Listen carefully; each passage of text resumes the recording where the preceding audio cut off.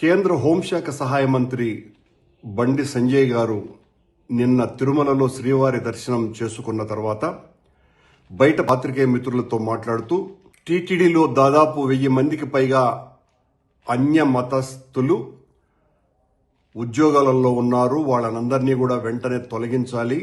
నేను కోరటం లేదు, హెచ్చరిస్తున్నా. టీటీడీ బుద్ధి మారలేదు, ప్రభుత్వం పట్టించుకోవటం లేదు అని తీవ్రమైనటువంటి ఆరోపణ చేశారు. కేంద్ర హోంమంత్రే ఈ రకమైనటువంటి ప్రకటన చేశారంటే ఆయన నివేదిక ఏమన్నా తెప్పించుకోకుండా మాట్లాడి ఉంటారా అన్నటువంటి ఒక ప్రశ్న. అందులోనూ పక్కనే ప్రస్తుత టీటీడీ పాలక మండలి సభ్యుడిని పెట్టుకొని మరి ఆయన ఆ ప్రకటన చేయటం జరిగింది.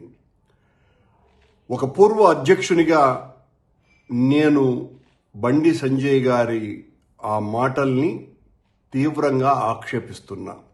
ఇది వెంకటేశ్వర స్వామి ఆలయం మీద బండి సంజయ్ చేసినటువంటి దాడిలాగా నేను భావిస్తున్నా.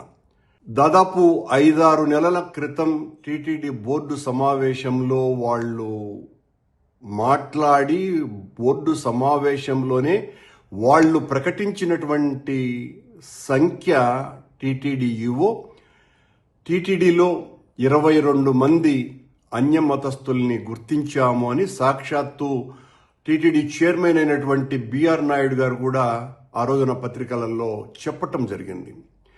TTD executive officer, TTD chairman ఇద్దరూ కూడా ఇంతమంది అన్యమతస్థులు ఉన్నారు, వాళ్లను వేరే చోటికి పంపుతున్నామని వాళ్ళు చెప్పటం జరిగింది.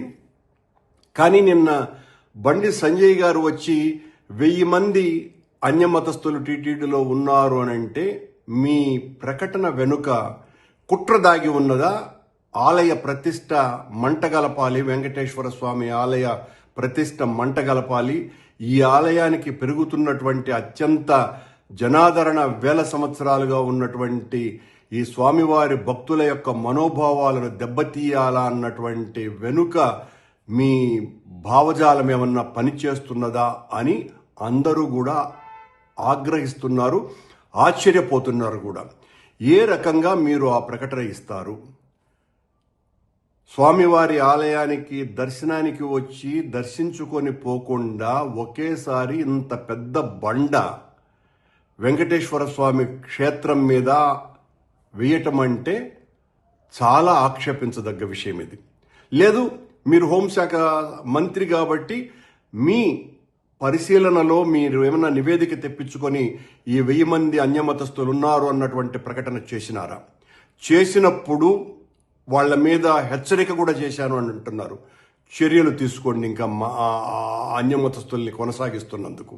ఎందువల్లంటే అంతమంది దాదాపు 20% పైగా అన్యమతస్థులే టీటీడీలో పనిచేస్తున్నారు అన్నటువంటిది మీ ప్రకటన సారాంశం.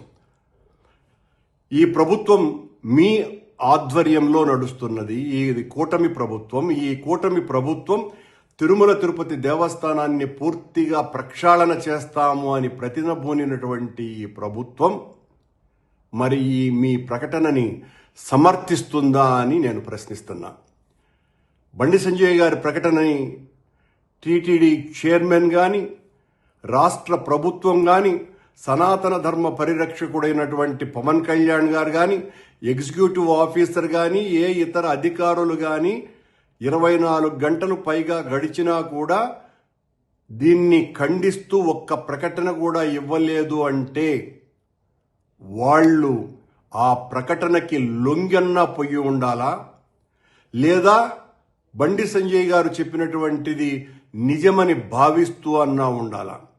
మీరే బోర్డు సమావేశంలో 22 మంది మాత్రమే అన్యమతస్థులు పనిచేస్తున్నారు అని బోర్డు సమావేశంలోనే ప్రకటించిన తరువాత ఒక కేంద్ర హోంశాఖ మంత్రి 1000 మంది అన్యమతస్థులున్నారు, అందులోనూ కూడా నేను సూచించటం లేదు, రిక్వెస్ట్ చేయటం లేదు, హెచ్చరిస్తున్నాను టీటీడీని, రాష్ట్ర ప్రభుత్వాన్ని అని చెప్పటం అంటే దీని వెనుక ఉన్నటువంటి ఆంతర్యం ఏంటి? దీని మీద వివరణ ఇవ్వాల్సినటువంటి బాధ్యత రాష్ట్ర ప్రభుత్వం మీద ఉన్నది, టీటీడీ అధికారుల మీద ఉన్నది. అందులోనూ కూడా పక్కన పాలక మండలి సభ్యుడిని పెట్టుకొని ఆయన ఆ రకమైనటువంటి ప్రకటన ఇవ్వటం, ఇది టీటీడీని మొత్తాన్ని అవమానపరచటమే. టీటీడీ యొక్క పాలక మండలినే కాదు, టీటీడీలో ఉన్నటువంటి ఉద్యోగస్తులందరినీ కూడా తీవ్రంగా అవమానపరచటమే. దీని మీద ఉద్యోగ సంఘాలు కూడా స్పందించాల్సినటువంటి అవసరం ఉన్నది. తిరుపతిలో ఉన్నటువంటి పౌరులందరూ కూడా దీని పట్ల చాలా తీవ్రమైనటువంటి బాధను వ్యక్తపరుస్తున్నారు. ఈ రకంగా ఒక కేంద్ర మంత్రి మాట్లాడడం భావ్యమానని, దీన్ని వెంటనే రాష్ట్ర ప్రభుత్వం సీరియస్గా తీసుకొని దాని మీద మీరు వివరణ ఇస్తారా, అది నిజమని అంగీకరిస్తారా, వెంటనే తెలియజెప్పాల్సిన పరిస్థితి మీ మీద ఉన్నది అని తెలియజేస్తున్నా.